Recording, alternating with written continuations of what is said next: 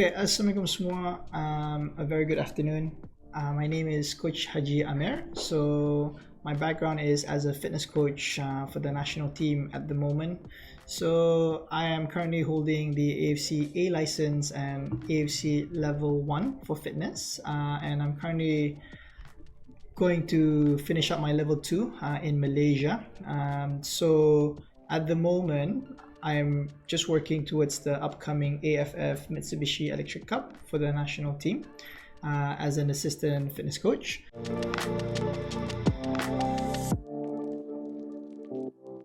Okay, so my journey is a bit different to like other Bruneian coaches, I believe. I started my journey as a coach because I wanted to play football as a professional.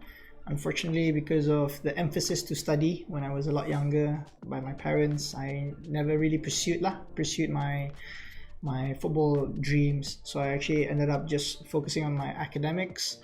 And then when I was in the UK, I started collecting my coaching badges with the Scottish Football Association with level 1, level 2, grassroots, and all these things. So that was in 2013, 2012, 2013. When I came back to Brunei, I decided to go into the football coaching journey. So at that time, we had an AFC C license, so I enrolled onto it. That was at the end of 2013. So from there, I was with a team called DSP United, and we participated in the District League and eventually qualified for the Premier League at that time.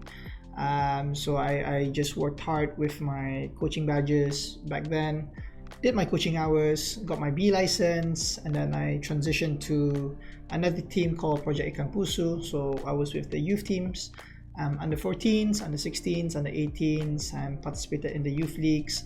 And from there, I again pursued my coaching badges. I did my AFC B license, and then eventually did my A license after that. So after Project Ikan Pusu, one of the big teams in Brunei, or top teams in Brunei, Indra Sports Club, called in and asked me to be their head coach to represent them in the AFC Cup. So that was like a huge thing for Brunei as a whole, because we've never participated abroad in AFC club competitions.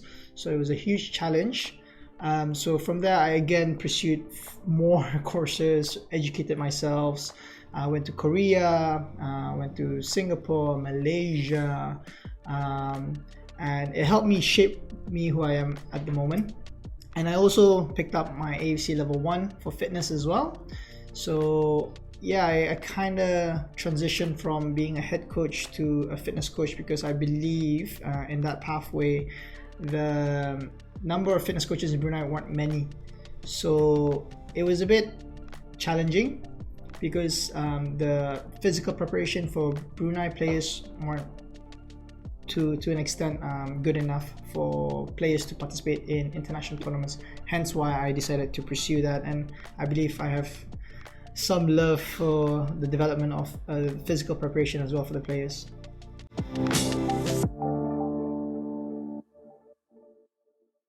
I actually got invited to play. That was during the, I can't remember exactly, but endemic phase where we had like some restrictions. So I got invited. I can't remember who invited me, but I got invited to play because at that time we can't train as a team or as a group, but we could like play in small-sided games or something like that. So we did, and I actually enjoyed the platform as a whole, because socially you can interact, you can meet different people with different goals, and it was good fun. It's good for people who are looking to get their fitness back, looking to have a taste playing competitively, I suppose. More importantly, I think the platform provides people the confidence, or building up the confidence to progress to the next level if they want to.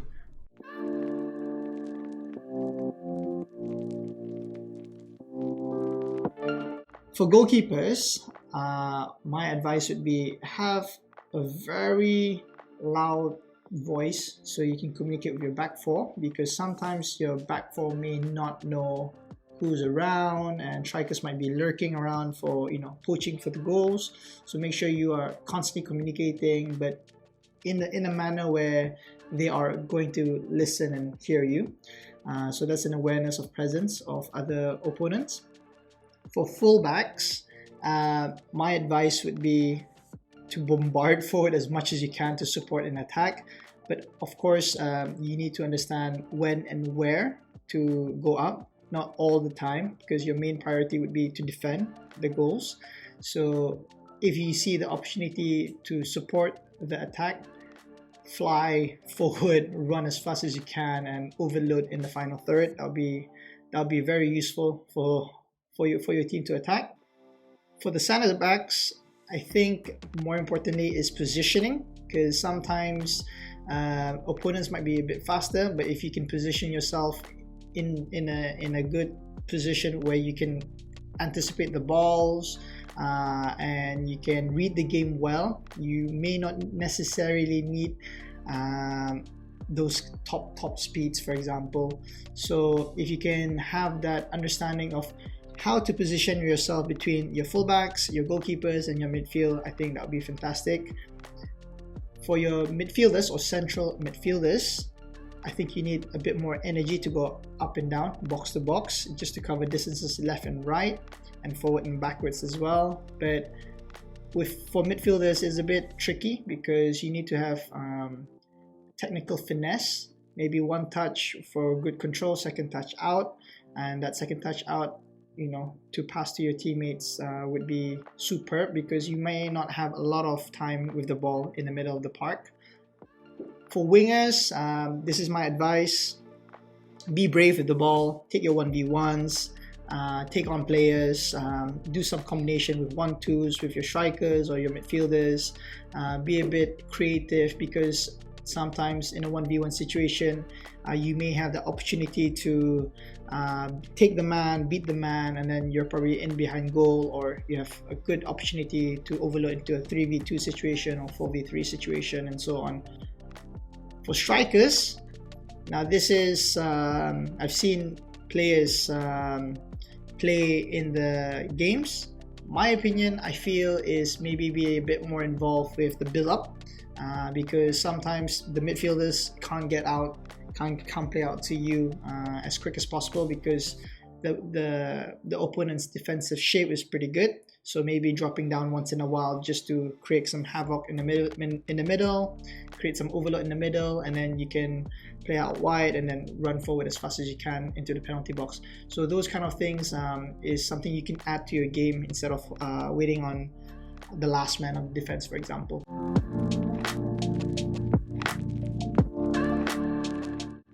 The people I look up to in the world of football, I'm not a head coach. I'm not currently focusing on that aspect, but I cannot lie, and I have to appreciate the level of knowledge and the level of analysis done. Pep Guardiola is definitely one of the top coaches in the world, because I feel he's transformed the game to such a level that has never been seen before. He's transformed Messi to a young kid to this world-star player. But that's like tactical side. But from a different aspect of coaching, for example, I believe Jurgen Klopp is one that speaks to mind, just because he's very enthusiastic, very passionate. His man management probably like top, in the sense that he can bring the best out of people with energy. But without a doubt, and without being biased, Sir Alex Ferguson is probably, in my opinion, the GOAT, greatest of all times, just because he's rebuilt the team a few times and managed to get some success, built the club from ground zero to where they are now. So these are, things that, coaches should pick on. It's not just what you know, but it's also about the human interaction, the communication between players and you, and how you can get the best, out of each of every player. But as a fitness coach, I have a few that I look up to. Real Madrid's fitness coach. He's one of them that I have to applaud, just because he's keeping the players fit.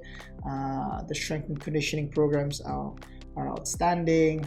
Um, of course, Liverpool. You gotta admit, Liverpool's fitness coach is doing one heck of a job, just because the players are fit for each year in, year out. They're running, covering a lot of distances and with intensities as well. So props to them. Those people basically.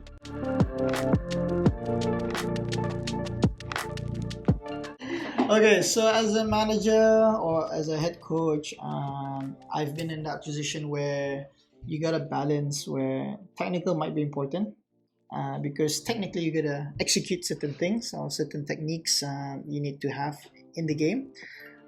Squad rotation is important, but only if the games are coming thick and fast, like a lot of games and a lot of high intensity games. So, for example, if Man City is playing Liverpool this week, and then next week Chelsea, and then the following against Real Madrid in the Champions League. So those three games are, like, you gotta admit, it's a bit tough. So squad rotation will come into play. So maybe it depends for squad rotation, but for man management, I think, in my honest opinion, I think it may be the key to success, just because you can have the best players in the world, but if you don't stimulate them or make them, if you don't trigger them to do well, I feel you may not get the best out of them.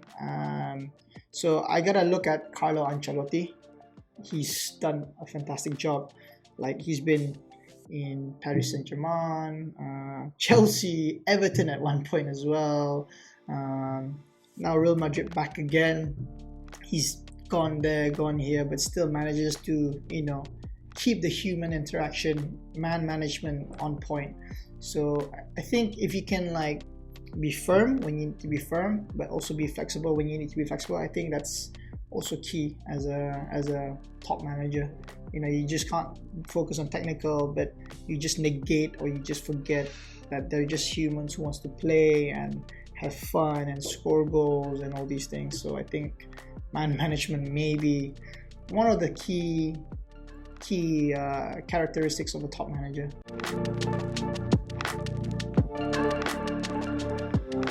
Okay, so for players,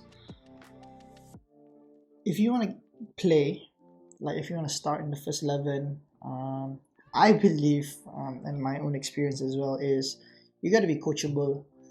You got to listen, because at the end of the day, the manager or the head coach is the man, the boss, the guy who makes the decision, and he probably sees the bigger picture. So just trust in him, have a conversation like, coach, what do you want me to do? How do you want me to move? Just have that conversation and listen to what he has to say, contribute some of your own thoughts as well, and get to an understanding where you understand what he wants and you're sharing what you're concerned about. So for players who may have some difficult times not playing in the first 11, work hard in silent, just perform during training, be the player that exceeds the expectation of the head coach. Because if you are able to perform only 2 overlaps in the game and you're able to perform 4 the next time, that's also a progress which the head coach may not necessarily see, but you've done extra work outside of his team training, for example. So do something extra that does not necessarily happen in the training, because at the end of the day, if you're doing something more and you're showing it to the coach, you're just showing that you care to be in the first 11. Simple. It's not rocket science. It's just you got to work harder and you just got to perform better.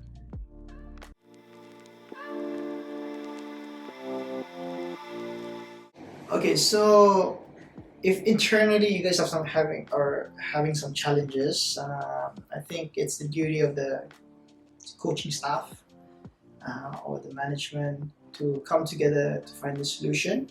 But you guys have to unite the players with a common goal. That internal fights may be because there was a dispute or misunderstanding on certain things. There should be a black and white, that there are things that you can do and there are things that you should not do. For example, intentionally harming or injuring the player because you want to get that spot. For example, that's like a black and white thing that you're not supposed to do or you shouldn't do. You should compete healthily. Um, but if you can unite the players together in the sense that they know what they're fighting for together, which is to win the league or win against a specific team or achieve a specific goal, which is keep the clean sheets, I believe it would be better because you're unified, you are together, you're united. So also another aspect you can improve on is team building, having that different scenario outside of football possibly to build relationships, build communications, have a better understanding of each other, personality wise. I believe that would contribute to a better united cohesive unit or team, so to speak.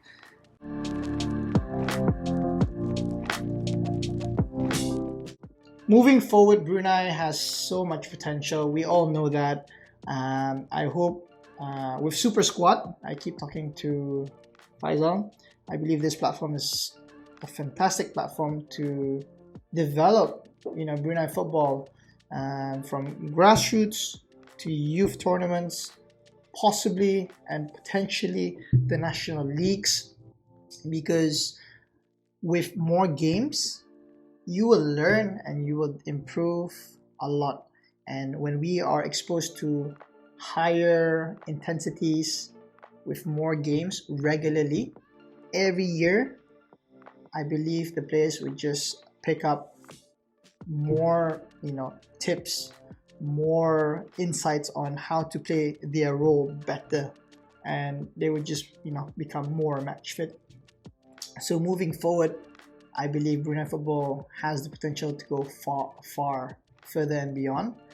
With Super Squad as well in the frame now, I believe Super Squad will support Brunei's development towards football, and I hope one day we can see Super Squad being the pioneer, maybe the leading organization to host such prestigious tournaments for youth, for grassroots, for national competitions. You never know.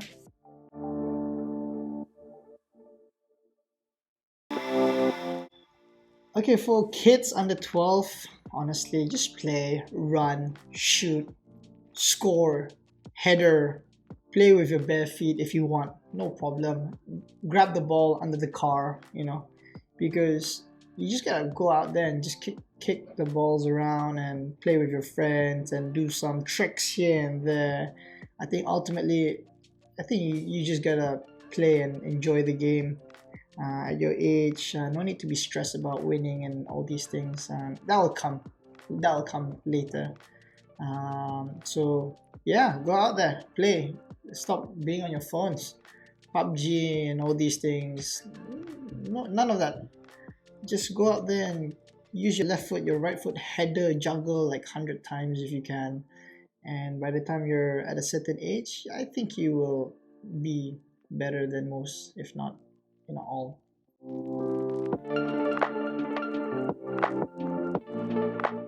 Okay, so my advice to people who are looking to join Super Squad's platform, there may be some reservation, some anxiety about meeting new people, meeting new faces and players, and you're basically playing with some randoms.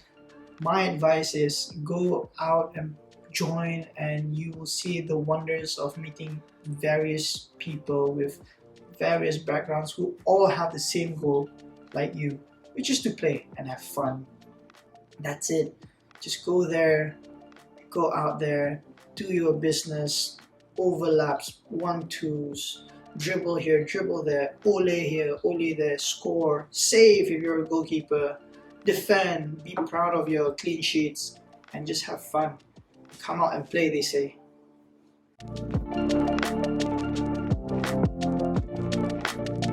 Guys, for warm up, please don't come 1 minute before the game and expect you can play your best. I've seen players pull their muscles here and there. And I'm not gonna lie, when I go to the games, when I play myself as well, I actually do at least some warm up. You know, you guys jog a bit, get your heart rate up, sweat a bit. I think that will be the bare minimum. But do not come to the field. Do not come on game day 1 minute before. I'm playing, and then you're gonna pull a muscle. I've seen that before. I've seen it one too many times. Guys, just come a bit early. Not 5 minutes lah. If you can 10 minutes before, do a bit of jog, 5 minutes warm up, 5 minutes dynamic stretches and all that. Good enough for now. Okay.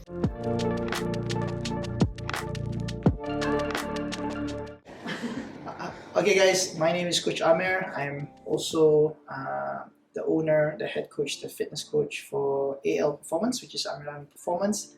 I've actually had a few clients actually, who comes to me, trains, go out there, play in the super squad. They've performed fantastically. Let me know, or hit me up if you're interested to do some training with me. Also, get your bookings in early because the slots fill up very quickly. Come out and play. Thank you.